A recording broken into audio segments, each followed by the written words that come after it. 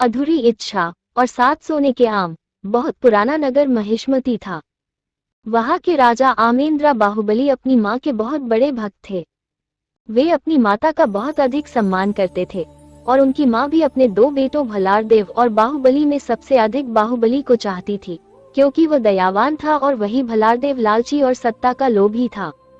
उनके राज्य में एक बड़ा देशभक्त और राजभक्त कटप्पा था।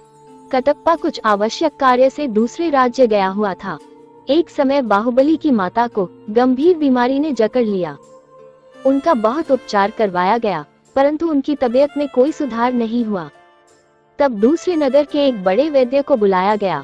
वैद्य ने उनको देखा और कहा कि इनकी जिंदगी कुछ ही दिनों की है, क्योंकि इनको लाइलाज बीमारी ने जकड़ा हुआ है। और बाहुबली से वैद्य ने कहा, अच्छा होगा कि आप इन्हें खुश रखें और इनकी सभी इच्छाएं पूरी करें।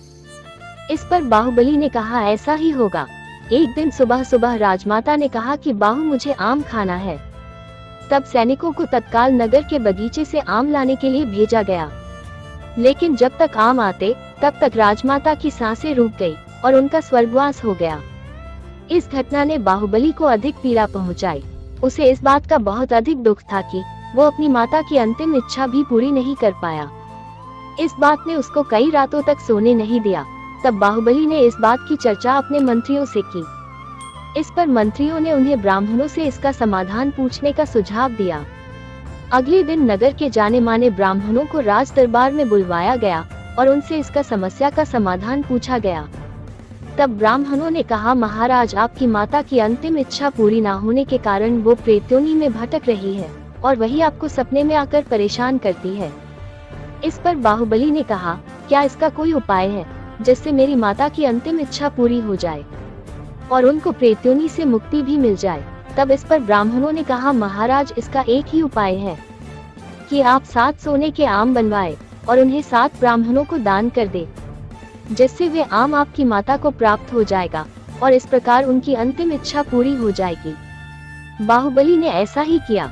सोने के 7 आम बनवाकर उन्हीं ब्राह्मणों को दान कर दिया। जब कुछ दिनों के बाद कटप्पा वापस महिष्मती आया तो तब उससे राजमाता शिवगामी की स्वर्गवास का समाचार मिला। उन्हें इससे बहुत अधिक दुख हुआ। वे आकर बाहुबली से मिले और उन्हें धीरज बंधाया। जब उन्हें ब्राह्मणों को सोने के आम दान करने की घटना का पता चला तो उन्हें अत्यंत क्रोध आया। इन्होंने निश्चय किया कि इन लालची ब्राह्मणों को वो सबक सिखा कर रहेंगे। उन्होंने एक दिन उन्हीं आम वाले ब्राह्मणों को अपने घर बुलाकर कहा, हे देवों, मेरी एक दूर के रिश्ते की दादी थी। उनकी अंतिम इच्छा पूरी हुए बगैर उनका स्वर्गवास हो गया।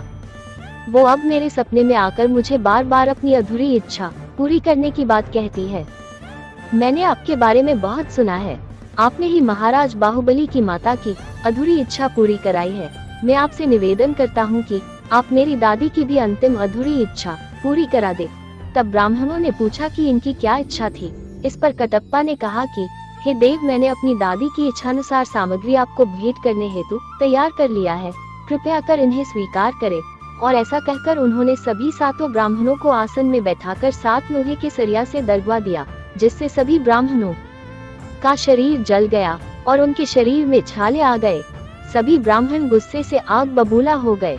उन्होंने कटप्पा से कहा कि ये कैसा मजाक है, क्या तुम हमें जलाकर मार देना चाहते हो?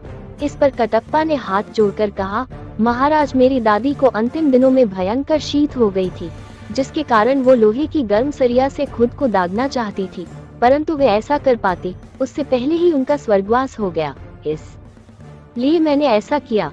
इस पर ब्राह्मणों ने कहा कि ऐसा करने से उनकी इच्छा पूरी कैसे होगी? ऐसा करना क्या सही है? तब कटप्पा ने कहा, जब महाराज की माता की अधूरी इच्छा सोने के आम को आप लोगों दान करने से हो सकती है, तो फिर मेरी दादी की अधूरी इच्छा क्यों नहीं?